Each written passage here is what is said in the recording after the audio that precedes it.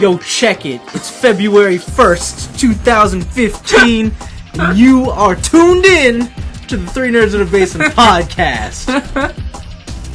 I'm your host, V3.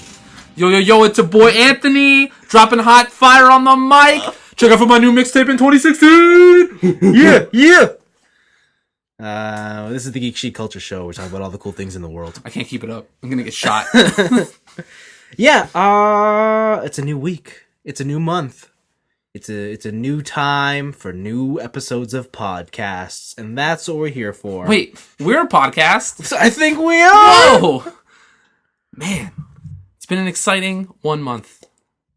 It sure has. For 1 month into 2016, and yeah. Stuff's going down. Stuff's happening. Changes abound. Shout-outs to... Fuck, I should have read that. I want to say it's like Leon.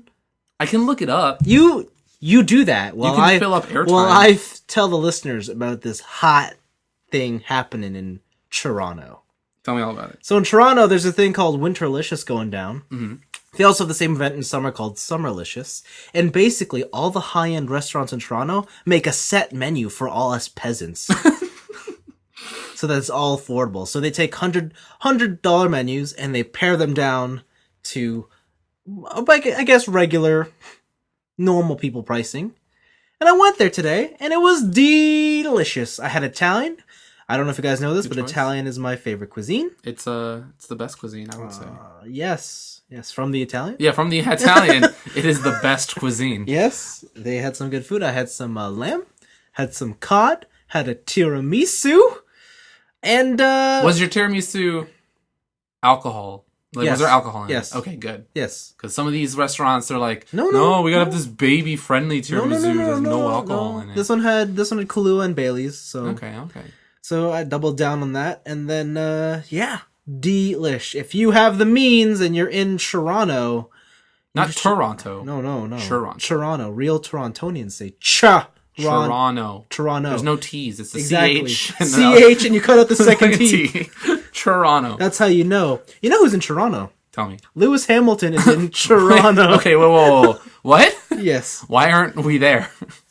Because I saw him with pictures on his Instagram, and he was chilling at Niagara Falls. Today's at Niagara Falls. Last night, he was at Square One. And he had a surprise meet and greet. What? With his fan. He just Snapchatted it. He's like, yo, guess what? I'm here. Come Square say One. hi.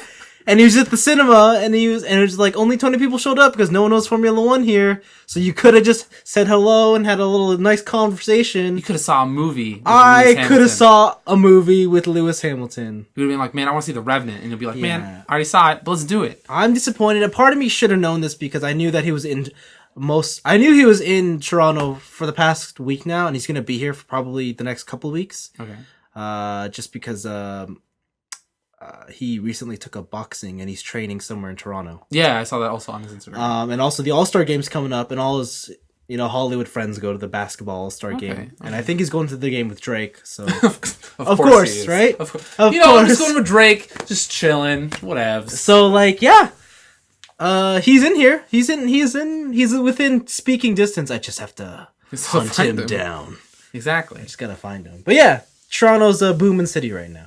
Anyways, did you find what we were talking about? I forgot I was stalling for time for it. I did. It was a YouTube comment, and by the user's name, LionsDen99. Oh! You had the L. You had the that was L a lot. going on. I don't know why I was thinking like Leonsil. You just thought the L. Yeah, okay. You probably saw the Zoolander 2 trailer, and you're thinking Hansel, but then you're thinking of an L, and you're like, Leonsil. Magnum.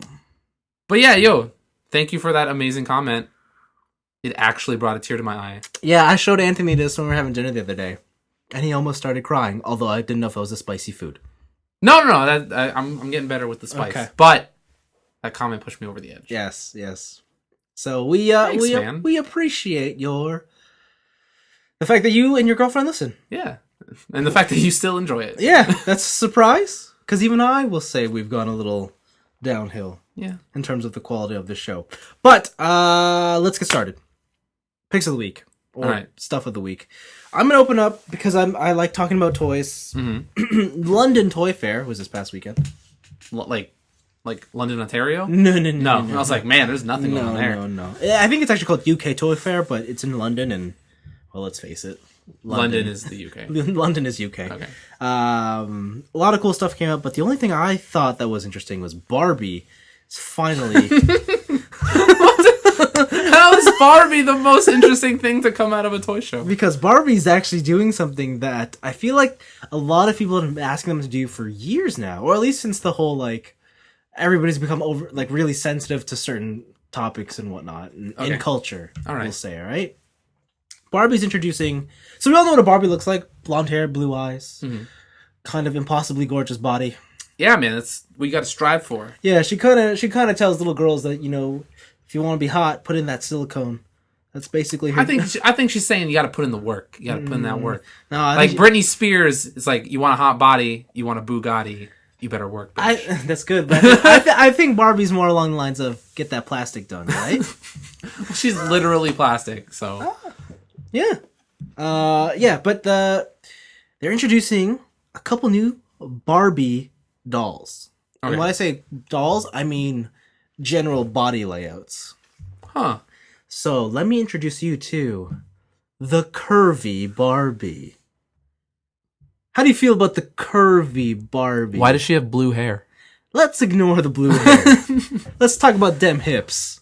Yeah, she's got what is it? What's her face? Amy Schumer figure. Yeah. We'll just say the more realistic looking body compared to Barbie. Compared to Barbie, yes. Yes, the more attainable figure. Like, I could eat a bunch of brownies and sit on a couch and attain that figure. Yes. This is an interesting move from the Barbie giant. Is she wearing a corset? No, that's just a shirt. Oh, okay. With a band around the waist. Just a weird shirt, okay. They're introducing another one. The tall Barbie. Wasn't Barbie already tall? Yeah, I thought Barbie was tall too. And then there's other pictures of this fooling around where she's compared to regular Barbie. She's a full head taller than Barbie. Oh, okay. So she's just a giant. She's like 6'2". Yes. All right. Okay. The other and the final Barbie they introduced is the petite Barbie. The Nicki Minaj Barbie. Yeah. So this is the one that's like a head and a half shorter than Barbie. Okay. And she's got that smaller frame and figure, which is kind of cool that Barbie's getting a bit more diverse. So I know Barbie is used as like a synonym for all the dolls. Like, oh, it's like I got a Barbie, even though it's not actually Barbie. So are these new girls like alternate reality versions of actual Barbie? Or are they just part of the Barbie line? And they're just part of the Barbie line. All right. I don't think like Barbie herself. I don't think she'll ever change her body because there's no way that would happen. But she'll probably be like, "Yo, check out my new friends. They're way more diverse and they're real." Which is, I don't know. I saw a piece of Barbie news recently. I don't know if you were going to talk about That's also part of this story. All right, continue. Along with Barbie introducing new body types, Barbie's also been very stereotypical for having female-oriented occupations, we'll say. Okay. But no. Not this time. Women today, they can do whatever they dream of. They're allowed to do whatever they want. I mean, the original Barbie, of course, she could always be a fashionista. I think at one point she was a race car driver. I'll say that. Sure. Well, how about this? Barbie can now become a spy. Cool. She's part of the spy Barbie. There's a spy squad. That just reminds me of that show, Totally Spies. Yes. I like that show a lot. That show's really good. Oh, that show that you thought was anime but wasn't. But wasn't anime? Yeah, Totally Spies. Oh, okay. That show's good. And then there is the Barbie who wants power. So she's going for President and Vice President Barbie. See, I like how she has just in case. She's like, I still want to be Vice President. Yes.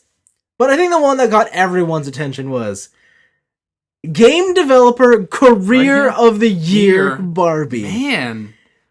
I don't know how I feel about like the whole Career of the Year thing, but Game Developer Barbie sounds cool. Is that like a thing that's happening year over year? Like, does the Barbie company pick, like, does Mattel pick, like, oh, this occupation's super hot, so we're gonna make Barbie do this occupation? Right? I don't know. I guess that must be it. It must be like a vote or something. But this Barbie's gonna come with it looks like a MacBook, Astro A50s. Astro, I like how specifically you're like Astro A50s. Astro A50s. She's got red hair. She's got those giant glasses. Yeah, thick rim, probably black rim glasses. Yeah, like turtle shell stuff. But yeah, and you can get this Barbie in curvy, petite, tall, or classic. Wait, so is it like a pack, or is it just like here's like the accessories to make whatever Barbie you have Exactly into a game developer? Exactly. Okay. So I think like the occupation stuff is gonna be like a wardrobe accessory pack. Okay.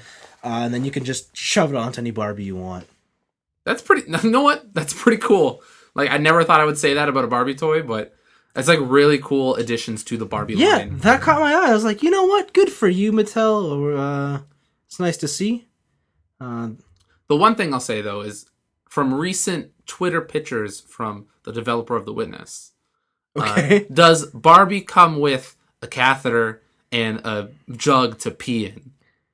Because apparently, if you're a real game developer, you need to pee in a bottle and never be away from your desk. I did see that, and that's fucked up. That's just, man, that's dedication. That's not dedication. That's poop socking is what that is. That game took 7 years. Imagine if he had to take 7 years worth of bathroom breaks. Man, I don't know. It'd at least be 8 years. That's not worth it, dude. I just don't believe that. Nope. But it was a jar half full of pee. Or at least some sort of yellow liquid. It could have been apple juice. Yeah, you don't know. It could have been alcohol for all. It could have been alcohol. You're right. Yeah. I don't believe that for a second. Okay. I just don't believe that the head of a game company would be doing that. Didn't he make that by himself, though? Doesn't matter. Okay, yeah. Still. I'm sure he had a small team.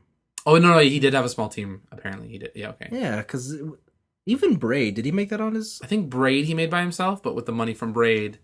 He hired a little bit, like some people to help out here and there. You're not going to believe it? Still no?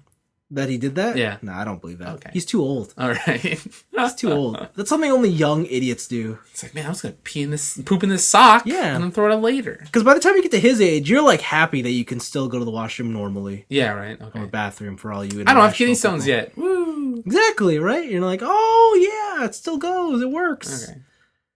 Yeah, that's my pick. All right. Did you have any other picks? Or do you want to wait? I don't know if I have anything worthy of talking about. All right. I got a slew of picks. Tell me. I got bare minimum of 3. So the first one, we'll just start. It's a quickie. So we all know E3, the Electronic Gaming Expo. I love it. Or Entertainment Expo. Sorry, the acronym wouldn't make sense for that short form. That'd be EEG. Yeah, it would be EEG. So The Expo. at E3, it's always like big developers, big publishers come out and they have their big stage show. Ubisoft, Xbox, Microsoft, Sony, and everybody.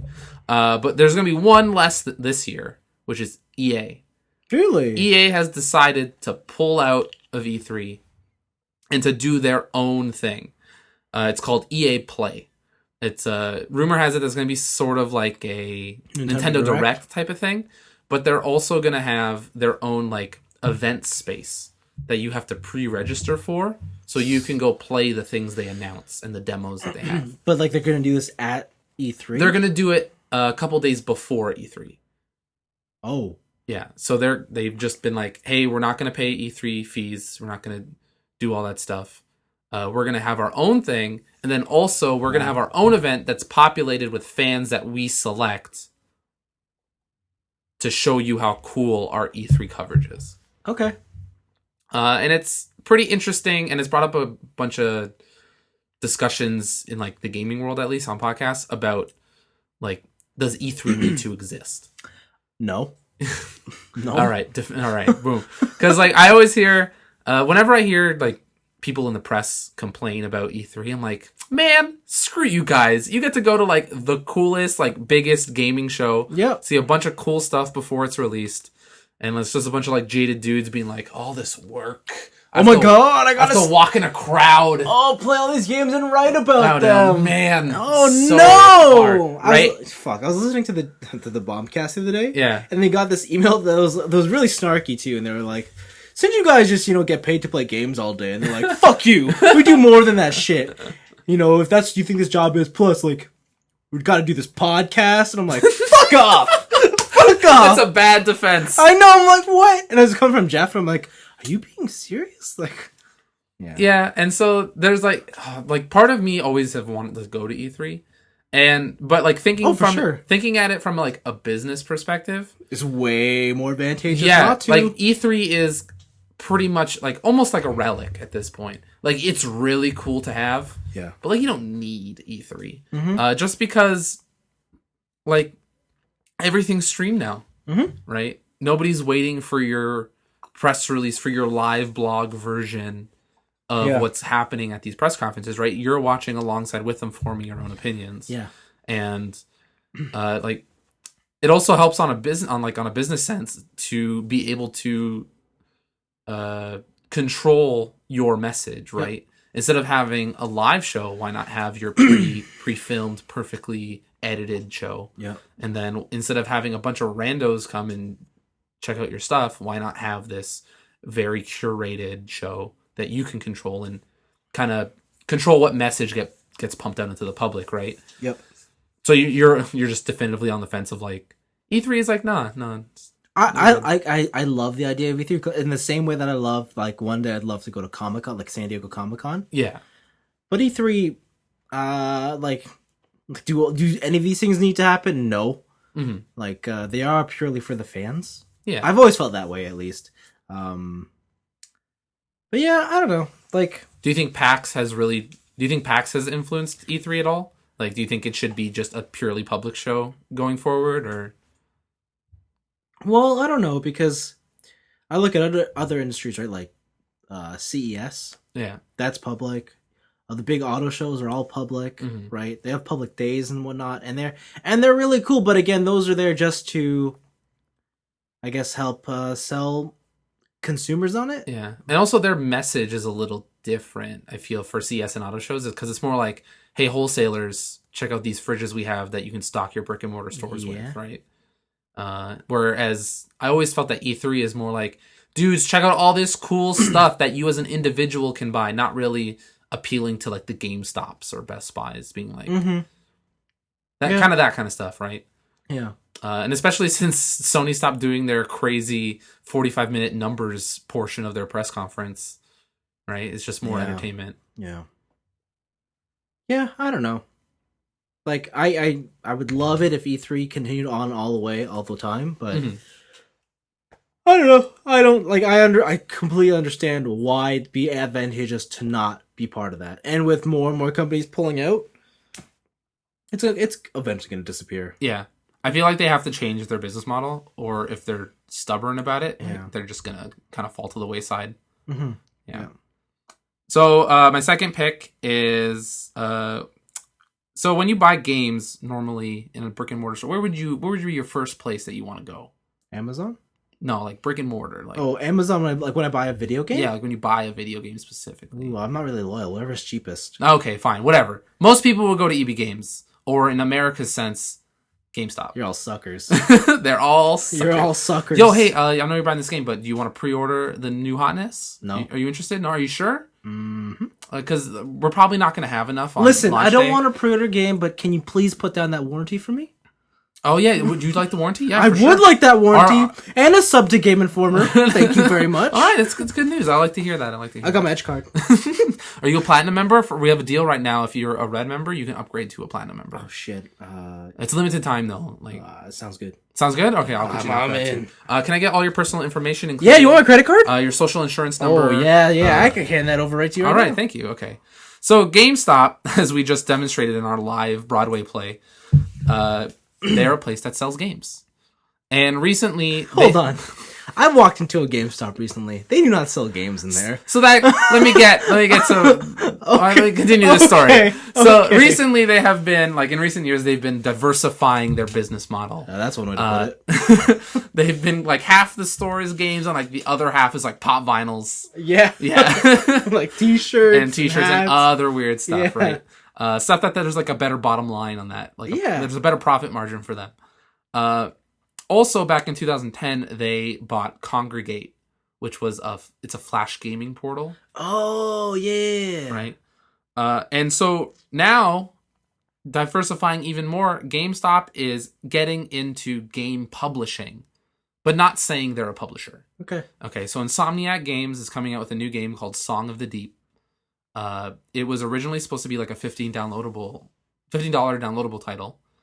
But GameStop has said, hey, we'll throw a little money your way and we'll sell some box copies of your game. Oh. So it seems what they're testing the waters for is if GameStop can help publish games in order to allow smaller devs to push physical copies of their game, which then helps GameStop because they're in the business of physical media. Right, and only they put out the physical copy. Yeah, and then there would be like a thing like you can also put it out on like whatever, Mm-hmm. right, digitally. But if you want the box, like it has to be GameStop. Oh. So this is like a really interesting move. So this game will be $15 at launch, 15 USDs. So probably like $20 Canadian. Yeah. And it's a really interesting thing to see where this will lead. Because if GameStop can actually make this a success, like if there's just like, hey man, this new $60 hot title that's coming out, if you want the box copy, it's got to be GameStop. Yeah. Right. And I wonder if that'll lead, if it's successful enough, if that'll lead other companies to follow suit. If more and more companies will become jack of all trades instead of very specific to one culture or to one thing to sell. Right. It's pretty cool.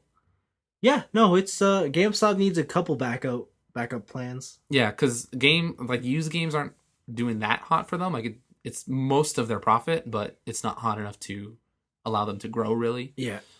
But it's kind of crazy that back in the day I was just like, oh man, EB Games is going to be around forever. Like everybody will need video games. And then it's like, everybody does need video games. Yeah, everybody does need video games, but now you can get those video games in other ways. Yeah, right? You just don't need the box anymore. Exactly. So that was a pretty cool announcement. And then I think the biggest announcement of this week, or at least the coolest announcement. Ooh, that's subjective. That's a subjective statement. Yeah, that's why I put it either way. Is Great Detective Pikachu has its debut trailer. Yeah. So if you guys haven't seen this, Great Detective Pikachu, The Birth of a New Duo, is arriving on the 3DS next week in Japan. I believe it's on the eShop. I do not know if it's... it's an eShop game. Yeah, if there's an eShop version, I do not know if there is a physical copy of this game. But it will be on the Japanese eShop. And, it's Sherlock Holmes, or Pikachu as Sherlock Holmes. Yeah. The craziest thing about this game is that Pikachu just straight up pulls a Meowth. Yeah. And he just talks. And it's not that, like, in this world, Pokemon can talk to you. Because in the trailer, another Pikachu shows up. And he's just like, Pika-Pee, what's up? Yeah. Right? Pikachu, this Detective Pikachu, is like a gruff detective who's seen some shit. Yeah. And him and his human partner, Tim, just straight Tim, is, they're gonna go solve some mysteries. So first off, what's your initial thoughts on this trailer? Like, I'm in shock. Like, I'm not against the idea, but at the same time, I watch the trailer, I'm just like, what this world? What have we come to? Like, enough. How's this different from Meowth talking in the cartoon? Because Meowth didn't go out and try to solve fucking crimes. Yeah, he started crimes. No, he was still in the Pokemon world. Like, this is in Tokyo. Yeah, he's just straight in Tokyo. Like, right? This is in our world. Which leads me to question, why is there a real Pikachu wandering the streets of Tokyo as well? Like, the one he talks to. Because there's other Pokemon in this world. It's like Tokyo, but Pokemon are real in Tokyo. That's what's fucking with my mind. I'm like, no. We're not in Kanto. We're not in Johto. We're in Tokyo. We're in Tokyo. Yeah, like, what the fuck? I don't know. It's something. It's not something I'm particularly interested in playing. Okay. But, sure, I guess I could see the appeal. The trailer doesn't really show anything in the terms of gameplay. I'm just assuming it's like a Layton game. A Layton game? Okay. I'd be so down with that. Yeah. You don't even know. Okay. Oh my god. I want to see Pikachu just be like, I got it. Like get all the Picarats. Yeah. Oh, that'd be fantastic. So this game was unveiled. I guess 2 years and some change now. In October 2013. Man, I guess we all forgot about it. And I guess everybody, I didn't even realize it was announced back then. But during that time, Pikachu's main antagonist was a rare blue Pikachu. which is nowhere to be seen within this trailer. A rare blue Pikachu? Yeah, a blue. You know how you can get like shiny Pokemon? Holy fuck. Yeah, it's a blue I remember Pikachu. when I was a kid, the myth of the blue Pikachu. Yeah. Turned out it was Meryl. Right? But this game suddenly got a whole lot interesting. Yeah, so it's an actual blue Pikachu. And and he's not surfing.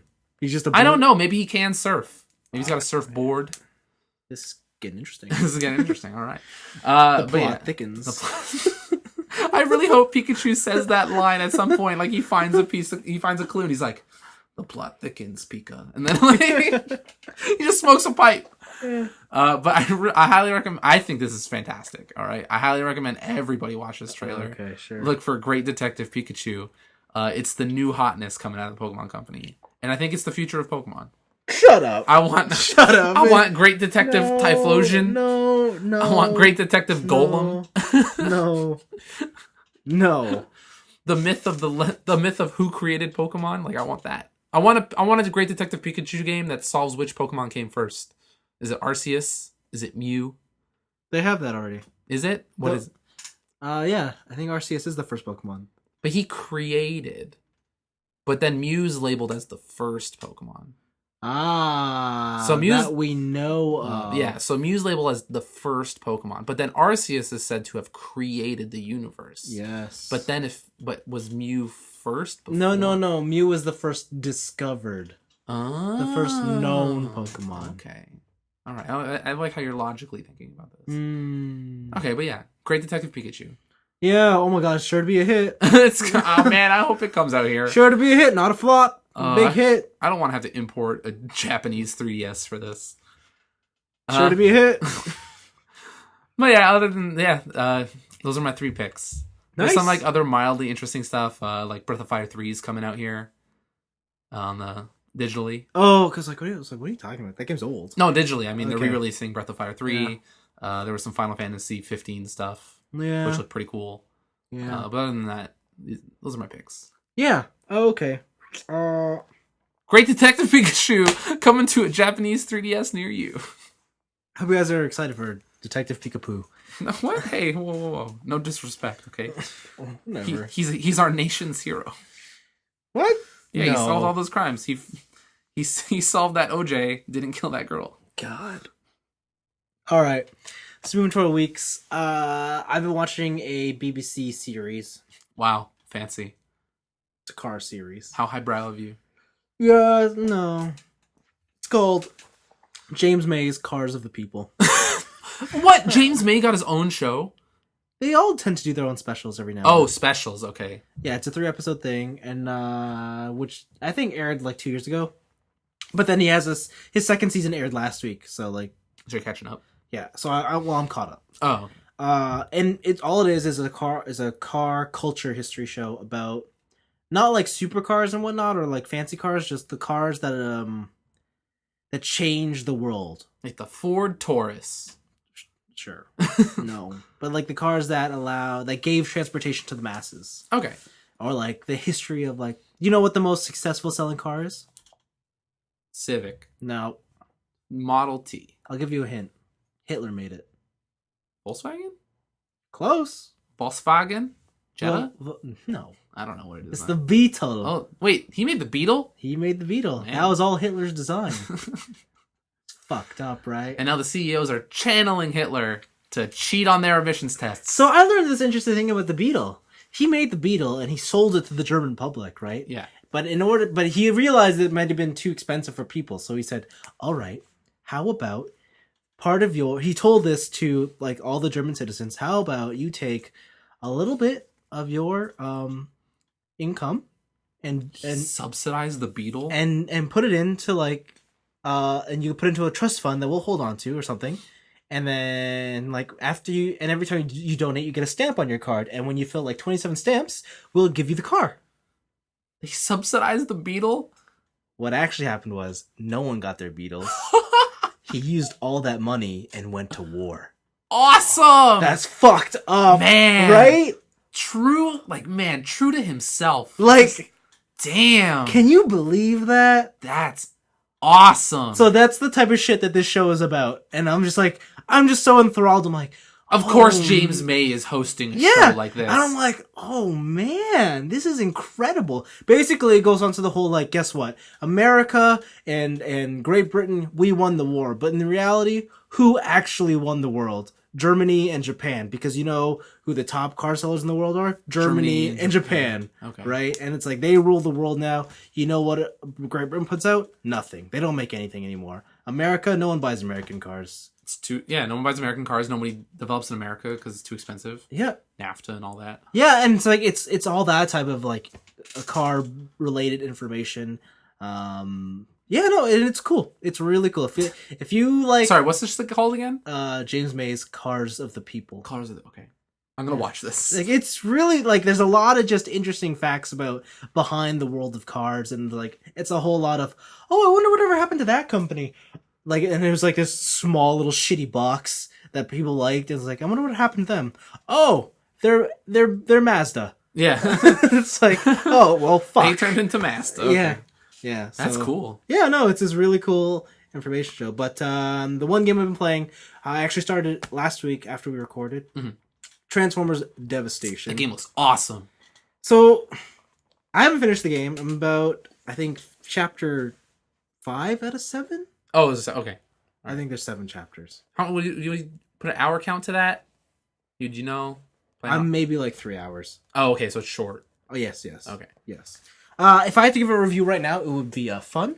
Fun out of fun? Fun out of fun. Short. Short out of long. Shallow. Shallow out of fulfilling, I guess. And fun. All right, cool. All right. That's basically the game. I like our new review style. Yeah. It's good. Yeah, that's how I would describe it. This game is a whole lot more incredible if you are a Transformers fan. Okay. Because it does like the whole, oh my god, this is happening. Like the first time you have to fight Devastator, or like you fight his pieces and then he comes together, he's like, yo, I'm ready to rip some shit. And you're like, fuck. Devastator like lives up to his name. Yeah, and then like one of my favorite fights is like you fight Blitzwing, and Blitzwing is he's my favorite triple changer because he's a robot, but he's like this big burly robot. Yeah. He turns into a tank. Yeah. And then when he's done being a tank, he's like, fuck it, I'm a jet now. Okay. Yeah. Sure. So when you fight him, he's like, what? You can't stop me. And it's really cool. I love the art style. It's I just wish the combat was a little deeper. And you know that Platinum is capable of doing that. Because like if I were to describe it, it would be like, you know, in the Batman Arkham games? Yeah. It's like that, but you don't have any of the fancy tricks and gadgets with it. And the counter button, or the dodge button, is not as forgiving. Okay.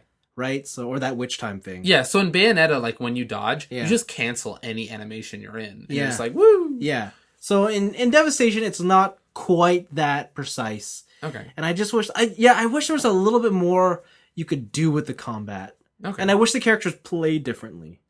I wonder if that's like I'm sure they've had like, they're game developers, they probably thought ins and outs of this game through and through. But like, I wonder if that's like mainly a marketing decision. Because I wonder if they're just like, oh, Transformers, toys, that makes children. Sense. That makes sense. And it's like, if children want to play this game, it can't be this super deep Bayonetta style gameplay. That makes sense. Man, it makes all the Transformers characters super cool, though. All right. Like when Bumblebee goes around and he's like, yo, fuck it, I got double blasters, I'm going to punch you and then turn to a car and ram into you. It's like, Bumblebee's not that cool. Yeah, what are you talking about? Yeah, he is. He just did it. He's not that cool. Wheeljack. Man, Wheeljack. Okay, so in the show, Wheeljack's kind of like the cranky old professor. Okay. And I would liken him to who's the professor from Back to the Future? They just called him Doc. Doc. So that's pretty much what Wheeljack's like in the cartoon. Okay. So in this game, he takes his wrenches and he uses them like samurai swords to dismantle robots. And he's just so badass. I'm just like, fuck, man. I've always hated Wheeljack, but you're so cool here. So who was that Transformer you showed me who turned into a Metal Slug tank last week? Oh, that toy. He's only from the comics. Oh, okay. He's not in this game? No. Okay. He's not. I think that's the other thing I'm really disappointed in. I've always been more of a Decepticon fan, and you only get to play 5 Autobots. Okay. But no, it's cool. Oh, that's the other pick I want to talk about. Platinum's next game. The Ninja Turtles game. Yes, that game looks awesome. So that makes me really excited. If this Transformers game is really what you say, where if you're a Transformers fan, you're really gonna get a lot out of this. Like, I know more about Ninja Turtles than I do about Transformers. Yeah. So I really hope that game. And that game, from what I've seen, that game looks like a little bit deeper. But they've already revealed that it's going to be a budget title. Like, it's not a full price. Yeah, because Platinum's just like pumping out games, which is fucked up for Transformers because this is a full price game. Is it? Yes. Oh, I got it on Boxing Day. That's why. We got ours on sale, but this is not a budget release, right? Yeah, true. So, but yeah, no, I'm enjoying it. Looks cool. Like, if you want to just sit down and be like, "Yo, want to see some robots do some awesome shit?" I'm down. I'm down for that. Put it on. All right, but cool. But yeah, that's been mostly my week. Cool. So I got some stuff to update from last week. So I finished Just Cause 3. I heard. And I like that game more than I did last week. That's good. So the thing with that game is the more I spent time with it and the more I got accustomed to the mechanics and the way that game plays and stuff, the more crazy stuff I was able to do and the more I enjoyed the game. So, like, for example, like, slight spoilers, there is a story mission on a train. And during that train fight, you have to be on top of the train, protecting the train from other stuff. There are other trains ramming into you, trying to derail you and stuff like that. But during it, like, if you have, like, sort of, not a mastery, but, like, a good grasp on the wingsuit using the different objects you have to your disposal, like, you can do some really awesome stuff in that game. So, like, one example was I got knocked off the train. Yep. Right? By a helicopter. And so, as I was falling off the train in midair, I grappled the helicopter to the train. And then the speed of the train just made the helicopter just wham into the ground. Oh. Like, it pulled it backwards, right? Because it was going too fast. And then after that, I pulled out my wingsuit midair, and I was just grappling along tunnel walls and along other cars, and I caught up to the train again, and it just felt like this action hero badass. Like, that's the part of the movie where, like, oh no, they're gonna fail, but it doesn't. And also, like, I derailed another train, and when it derailed, it fell down a mountainside, and I was wingsuiting alongside it, going down the mountain as it was crashing and exploding and doing cool stuff. That game does require you to make your own fun. So if you're just going to be like, I'm going to take out each object by just shooting a rocket at it, right? Yeah. By the 50th time you've done that, you're going to be very displeased with this game. It really rewards you in terms of points and efficiency, but also in terms of fun if you use everything that you have.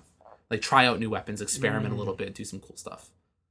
But I do really like that. The story's really light. I don't expect it to be. Yeah. Okay. It's very light. It's very comedic. Like, it's kind of barely there. Yep. It's mainly on, here's a bunch of red stuff that explodes. Yep. Blow up all the red things. Okay. I really like it. The next thing to catch up on is Yakuza 5. So, Yakuza series is all about being big burly dudes, Yakuza badasses, being manly men, punching each other in the face, but, like, the fist is still on their face, and it's like, I didn't even feel it, and then you punch someone else. Yeah. Like, that kind of stuff. So I just got to a chapter that is the complete opposite. Really? Where, so in the first game, you pretty much take in this orphan girl named Haruka. And throughout the series, she's kind of like she's like your reason to keep on fighting, right? But in this game, she's older. And she's in high school, and she has dreams of being a J-pop idol. Oh, I see where this is going. So you play as Haruka. Becoming a J-pop idol, and it's such the opposite of everything else in that game. Whoa. It's so awesome. So instead of getting into, like, random battles, you find people on the street who want to have dance battles, and then you beat them in dance battles and get experience to get new dance moves. This is weird. So it's awesome. Your heat moves in normal Yakuza are like special moves. It goes into, like, a cinematic sequence where you, like, throw a guy's face into a wall and, like, grate it on the ground. Yes. In this one, there are things like cutie heart attack, where you'll go into a cutscene where you make, like, a heart sign with your hands and go, ah, and then everyone's like, yay, and they cheer for you because you did something cute. Mm-hmm. And because you're so cute, it messes up your opponent in their dance battle. That's So it can like mess up the rhythm, or it can like take some health away. That's something. I don't know what to say about that. It's really cool. It also goes really in depth into like being an idol, like the business of idling, I guess. You're not allowed to have a boyfriend? Not that far. Like not to okay. extremes. Okay. But like where managers are just like, listen, if you don't put in the work, you're nothing to me, and I'm gonna just drop you at like drop you on a dime, or like how other girls are like, because they're also vying for this popularity game, right? They'll do anything to like get you to be not as popular, even if that doesn't mean with the fans necessarily, but with the people who have the decision making abilities to put you on TV or to put you in a dance battle. Can you believe the sounds? Yeah. It's really cool. There are different mini games, so you can have like public events where you have like an event where you do your dance and your song for just a random crowd on the street. Yeah. But you also have handshaking events. For people who don't know, in Japan, idol groups sometimes they have these fan events, and they're called handshaking events. Where you just come and shake hands. So, the Japanese people really like it when it's like these seemingly unattainable people come down off their podium and become one of them, and you can meet them, you can talk with them, and you shake their hand and talk with them and ask them different questions. This is very notorious in AKB48 because there have been like really kind of dark situations where like really extreme fans will like jerk off into their hand and then shake their hand and stuff like that. The game doesn't go there. It's very friendly. But yeah, you have handshaking events. You'll be at like a convenience store, and people will walk up to you and like shake your hand. That's weird. And they'll say things to you. So they'll be like, "You smell really good," right? And how it works is that the dialogue they say will be a color. It'll be like yellow, green, red, or blue. Yeah. And then you have to do a response of the same color on the D-pad. Oh. Right? It's very simple. Okay. But like it's funny because things like that will be like, "You smell really good," and her response will just be, the correct response will always be thanks, and then like you keep shaking that like really awkwardly, right? The other thing is that you have a remover. Oh, like a bodyguard? Yeah, like a bodyguard. And his whole thing is to remove people. So what you have to do, or what happens is, if they shake your hand too long, he will try and grab someone's shoulder and move them along to keep the line going. But the remover is a big fan of yours, so you have like special moves that you can do where you just shoot him an "it's okay" smile, and he's like, "Oh, you're adorable. I'll let you shake his hand a little bit longer." Wow. Right? And you have to like balance between shaking hands, letting people go, and this stuff. It sounds like the weirdest mini game. It's so weird, but it's like it's this weird in-depth culture look into Japanese culture. So the person I'm playing with doesn't know anything about Japanese culture. Oh, are they just like, what? So she's just like, what? Why does she have to shake these people's hands? I'm like, she doesn't have to, but over there it's just like, here, let me show you, and like I'll pull up like an AKB48 video or something, right? And it's this is by far the best Yakuza game that has been released in North America. Mm-hmm. But this game is also exponentially more fun playing it with someone who has no clue about Japanese culture, right? I can see that. Where I just look at things and I'm just like, okay, that just makes sense. That's just handshaking events, whatevs. Yeah, right. I see it. But their portrayal of transgender people or transvestites, right? Right. It's just like, that's just Japan, whatever. Right? And then they're just like, what the fuck is all this weird shit? Right? Yeah. I'm just like, oh man, I totally got to explain it to you. It's really fun. I really like it. Well, good. I highly recommend everybody play. This is PS3. PS3, yeah. Everybody play Yakuza 5. Okay. I think that series is fantastic. So the new stuff I've been doing this week is I watched a movie called The Room. Mm-hmm. The Room is a 2003 film. It is notorious in the fact that it is labeled as one of the worst movies ever made. Period. Okay.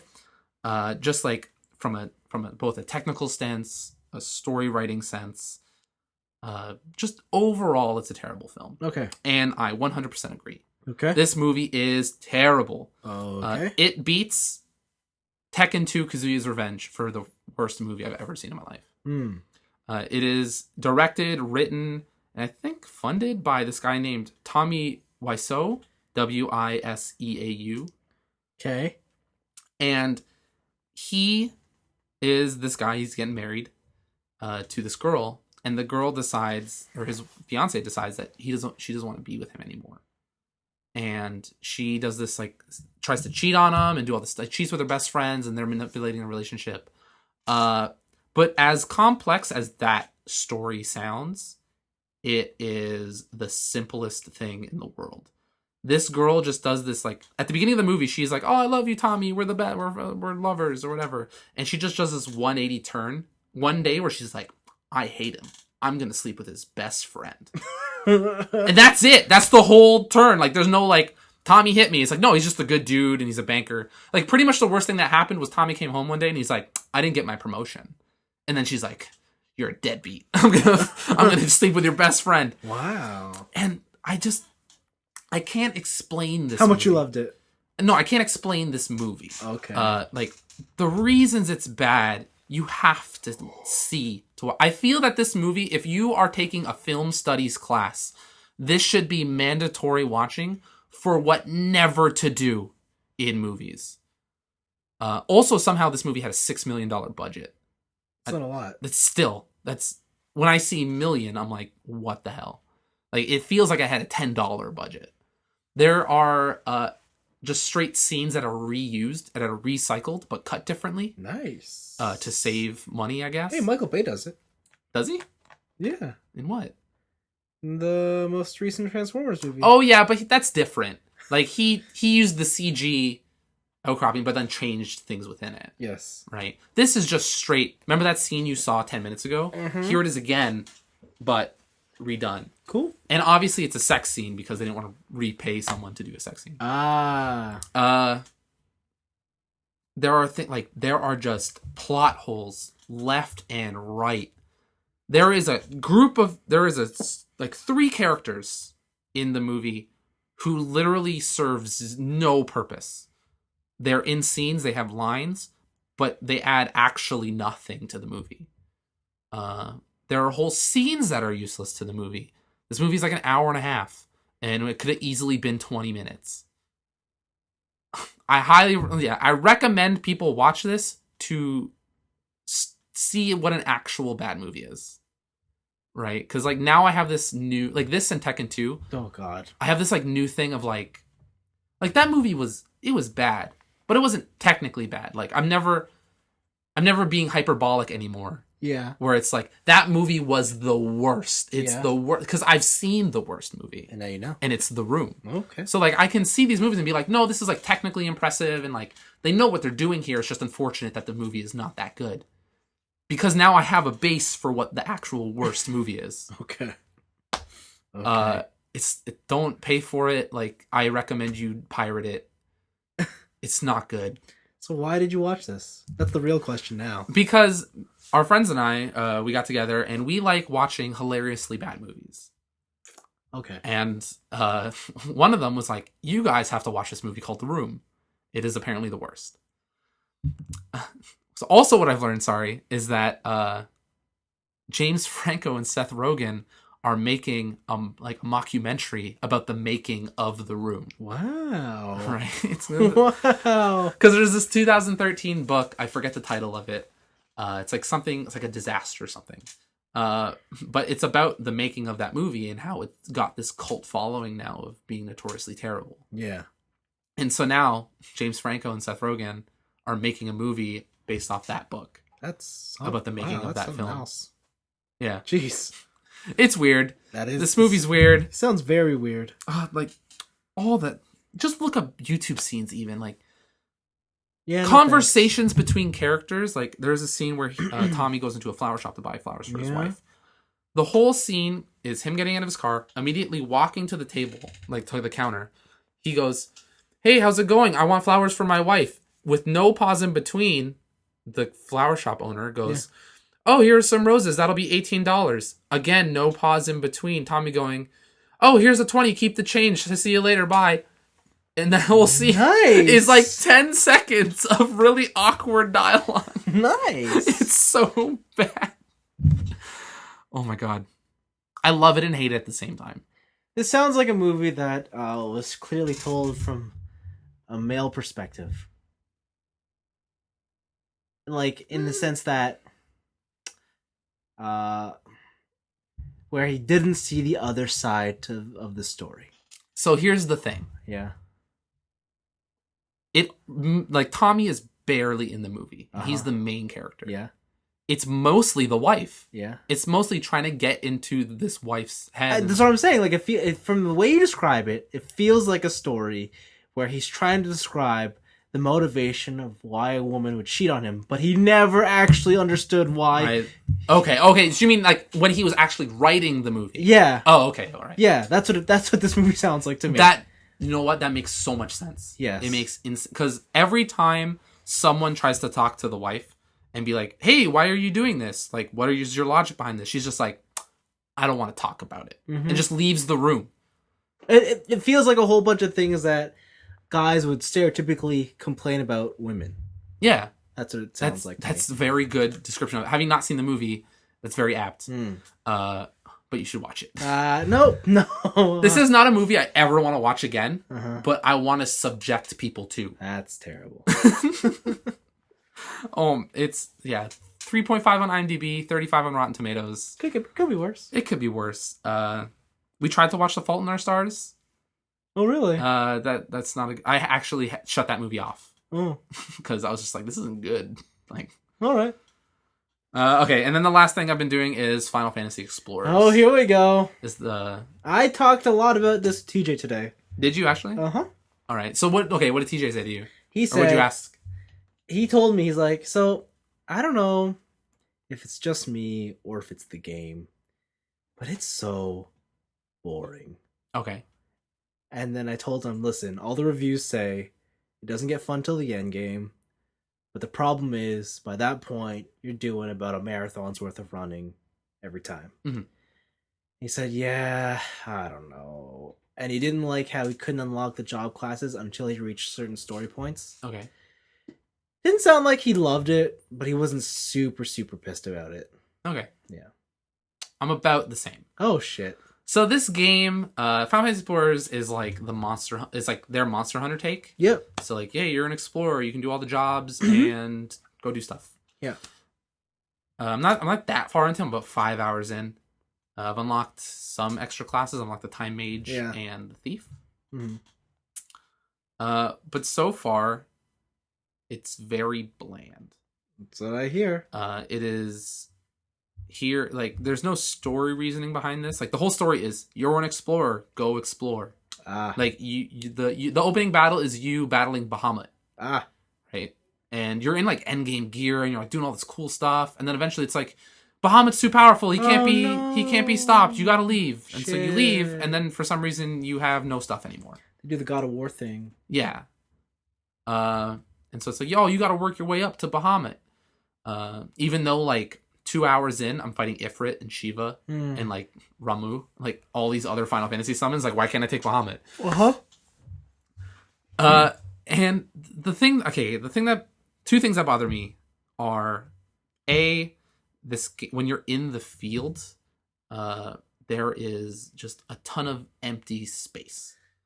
Like, land masses are pretty big, but you can't really interact with them. There's like nothing in there. There's nothing in there, right? Okay. Here's these, like, the game would have been like more convenient if every area was just a flat surface with exits on points. Yeah. Because there are like ledges and stuff, and you can't interact with them. You can't climb ledges. You can't jump off anything. Weird.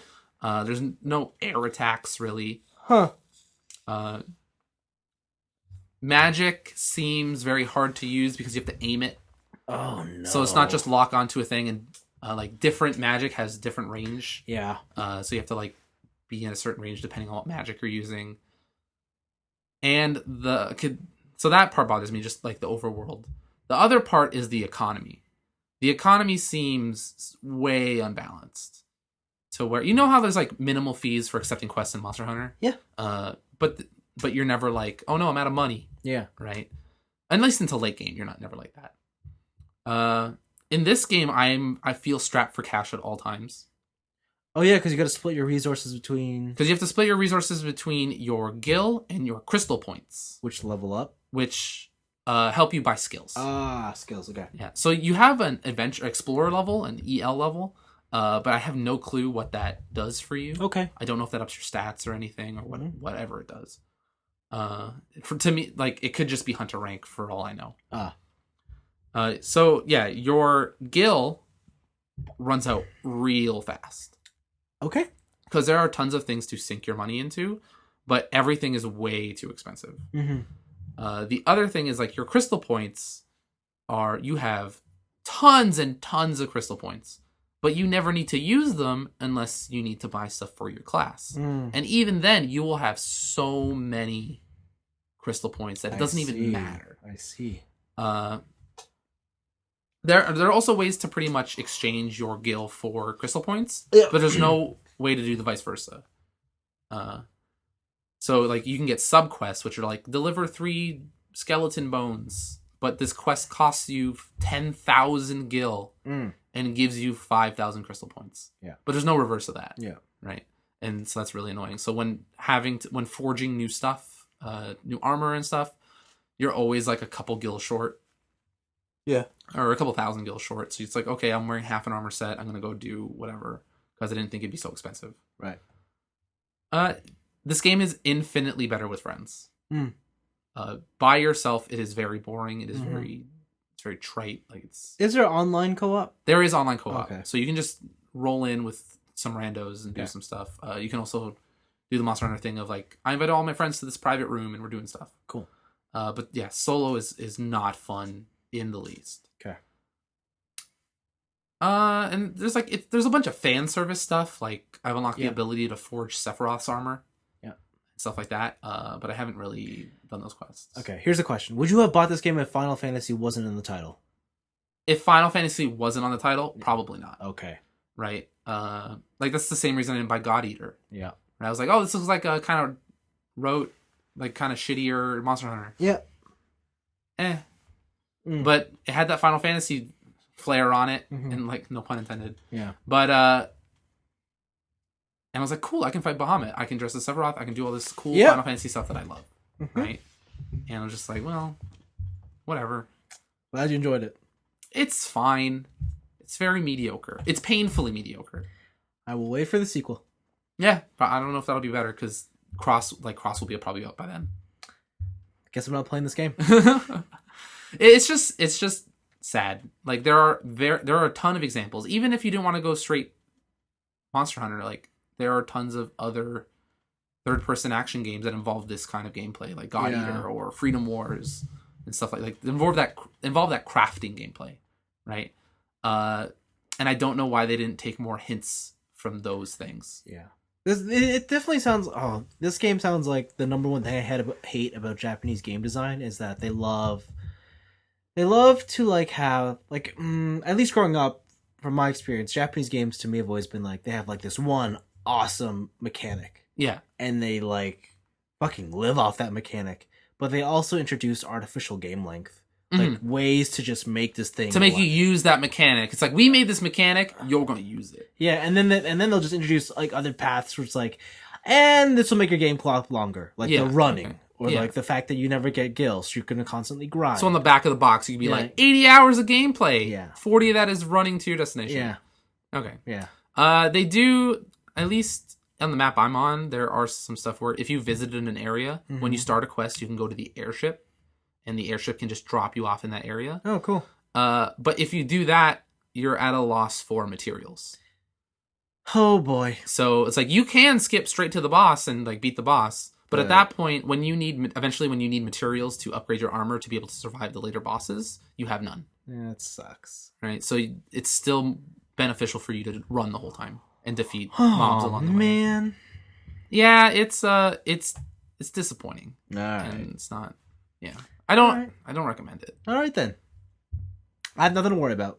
Don't worry about it. Yeah. You don't have to buy it. It's cool. And that's it. That's my week. That's it? That's your week? Sorry. There was like downtime. I finished. I'm done. Oh, okay. Sweet. Unless you want to talk about negative interest rates in Japan's economy. Nah. Okay. Nah. That's it for this week's show. Yay! I hope you guys enjoyed it. I enjoyed it. What's on the docket this week, Anthony? What are you gonna tease us with for next week's show? For next week's show, man, I think I'll just keep it a mystery. Really? Yeah. I'll talk about Metal Gear next week. What? Yes. Yes. I'll talk about the Phantom Pain next week. Yes. So look forward to that and maybe some anime. I love anime. I'm really excited to hear your take on the Phantom Pain. Yeah. Because of what the state of the Phantom Pain is right now. Oh, yes, because I didn't start it till after. Yeah, all the weird microtransaction patches and all that stuff. Yep. I'm really excited for this. Okay. All right. Cool. See y'all later. Bye.